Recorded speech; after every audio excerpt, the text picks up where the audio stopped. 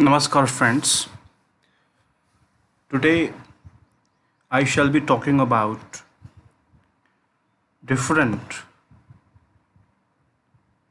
various technical experiments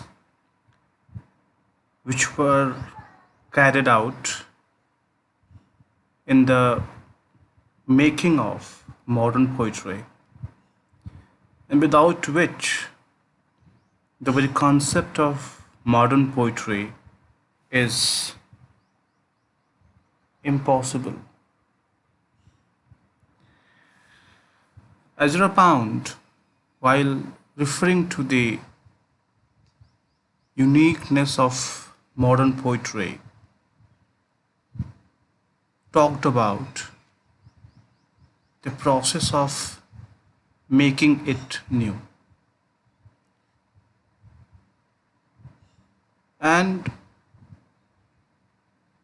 the process of making it refers to the corpus of modern poetry. Making it new has been achieved remarkably by various innovations. Imagism happens to be one of those experiments, techniques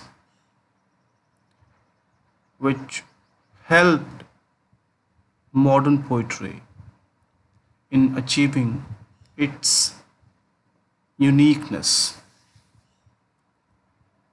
Imagism as a conscious attempt to make poetry as direct statement, accurate, precise, and compact with the help of images. It doesn't mean that in preceding ages there is no use of image. It has been there, but in the use of images, the writers of preceding centuries simply made poetry florid, flowery, and decorative piece.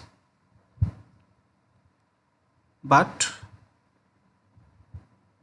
that practice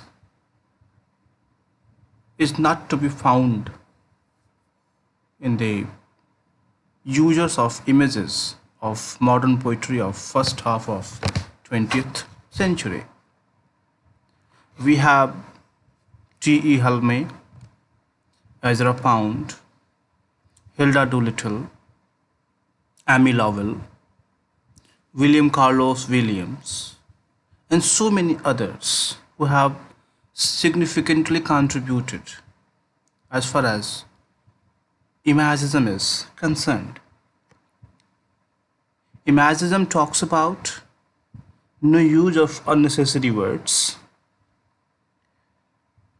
The words should be used as images, and that should have a rhythmic quality, almost a musical composition.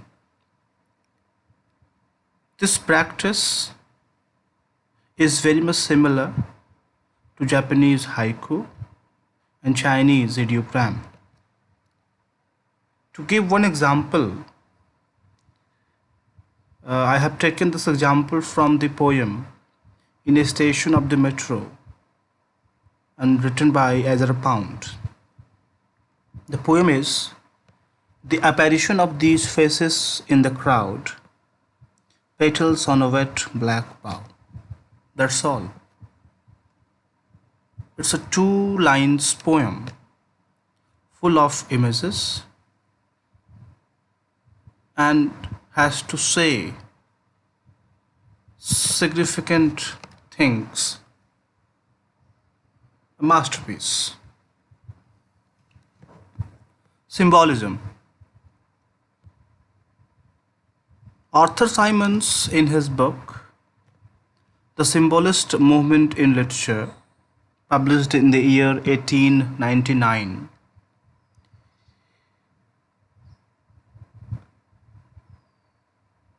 made symbolism a kind of literary revolution, and he dedicated this book to W.B. Yeats.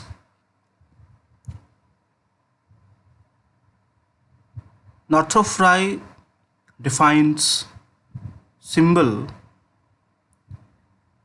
as an image which can be isolated for spatial critical attention. Yes, a symbol is primarily an image, but an image may not have more than one meaning, but a symbol has more than one, two, three meanings. Technically, symbolism emerged in France, the land, the laboratory of new ideas, France, and the poets like Charles Baudelaire and Mallarmé. Mallarmé has gone up to the extent of saying that to name is to destroy and to suggest is to create. Naming is prosaic, while suggesting is poetic, symbolical too. We have W.B. Yeats, T.S. Eliot, W.H. Auden, and so many others practicing using symbolism and symbols.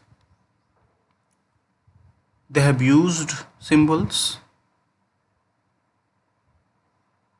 which are traditional, customary, collective, known. At the same time, they have come up with their personal touch, personal insight. And it will be more clearer to us once we begin to discuss individual poems. Surrealism.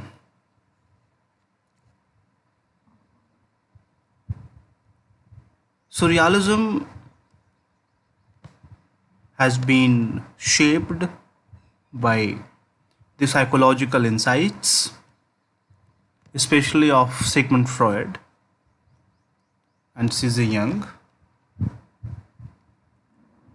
The French writer André Breton has the credit to start Surrealism. In my previous talk, I talked about the importance of psychology and the kind of psychology which paved the path for a new kind of fiction which William James talks about in terms of stream of consciousness. Roughly,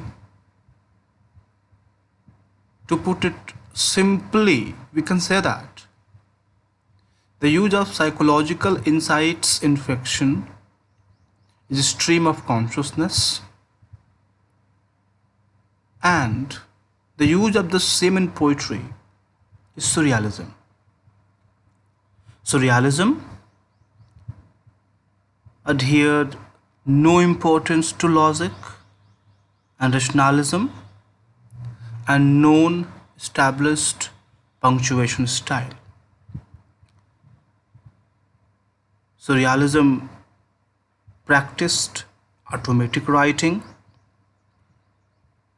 pure psychic automatism, full of dream sequences, which exhibited, displayed, expressed latent images and fantasies of subconscious and unconscious minds.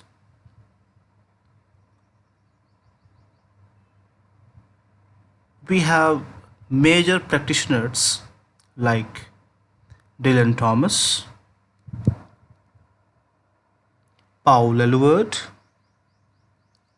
Robert Desmos, and others. Dadaism. Dadaism, to put it in a simple words, remember the Hindi word Dada and Dadagiri. Dadaism is almost like Dadagiri,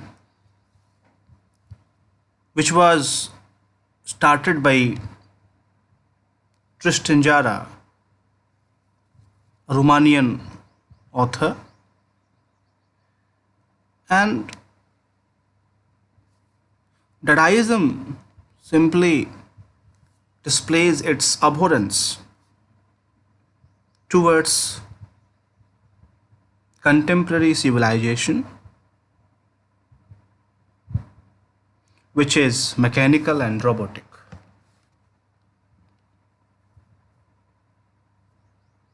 The practitioners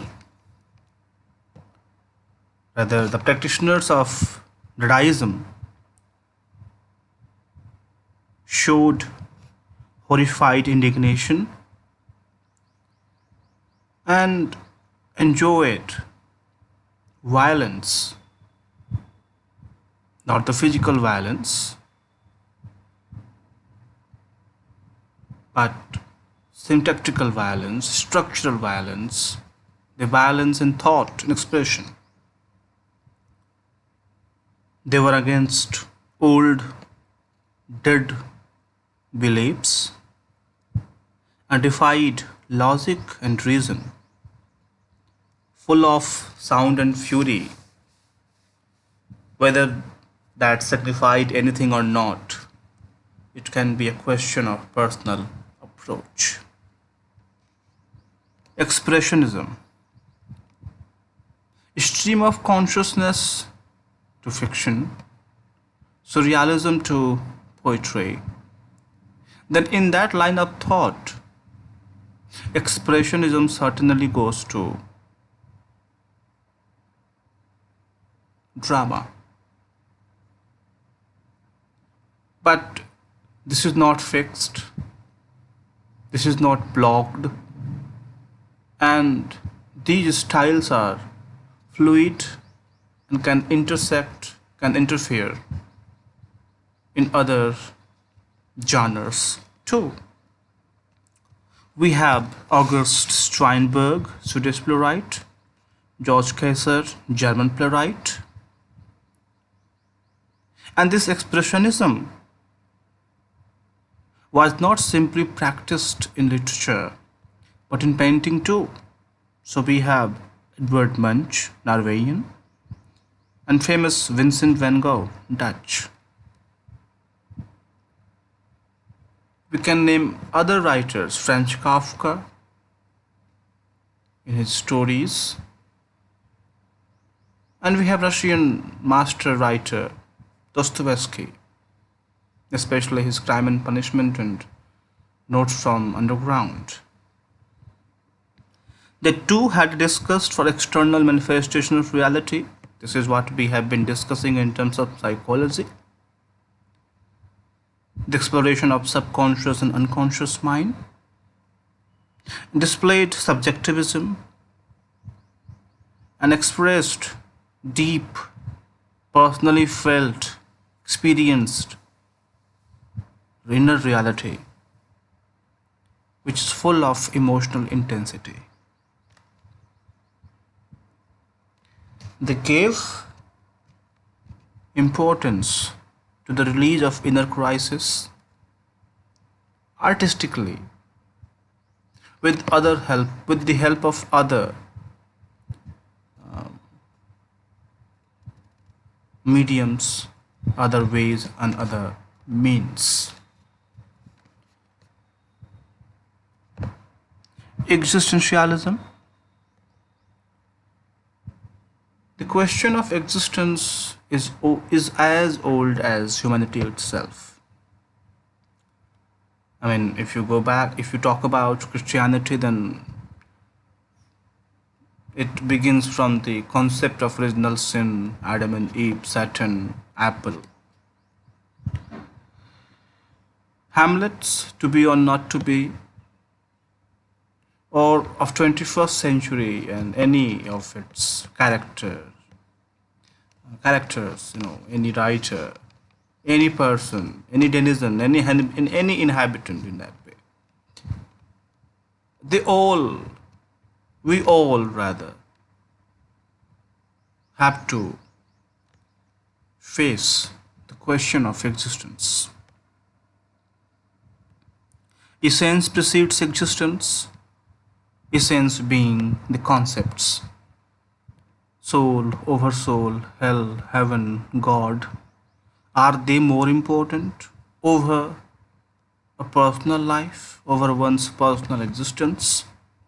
Or existence is more important than the questions of soul and oversoul and God and morality and religion and value and principles and systems? These philosophers talked about human predicament in terms of absurdity, in terms of meaninglessness of life. We have important philosophers like Soren Kierkegaard, Danish. We have Martin Heidegger, German. Kierkegaard, though being a theist, yet he displays existential concerns. Heidegger, with his concept of Dasein, the concept of being in time, and of course Jean-Paul Sartre, French, with his concepts of freedom, choice, responsibility, with his concepts like being in itself, being for itself, and being for others, and several writers, irrespective of genres, but it was more popularized by dramatists, especially Beckett, Pinter, Stoppard, and so many others.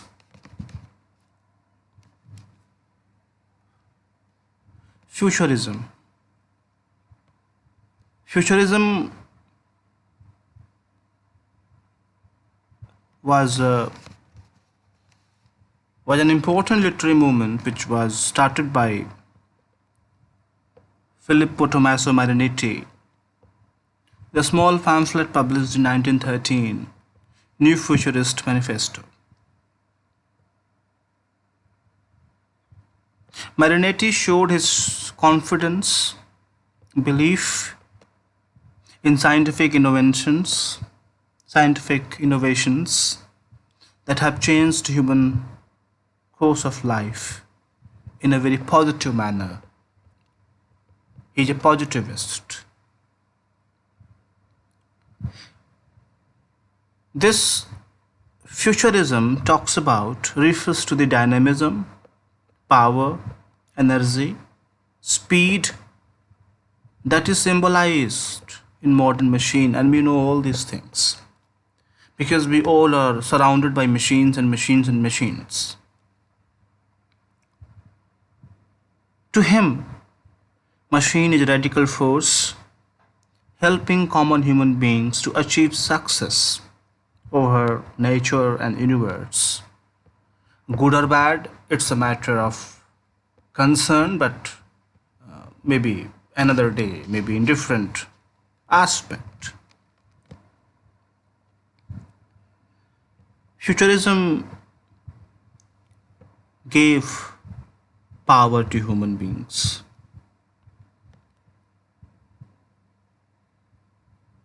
making human tasks easier,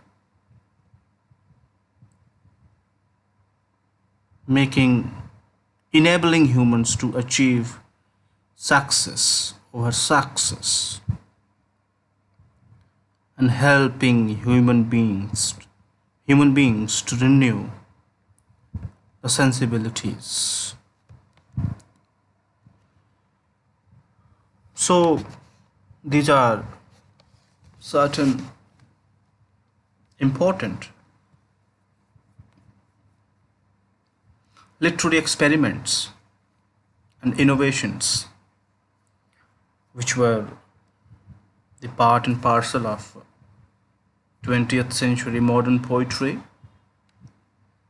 and these innovations simply helped modern poetry to maintain its uniqueness, exclusiveness, and its complexity. Thank you.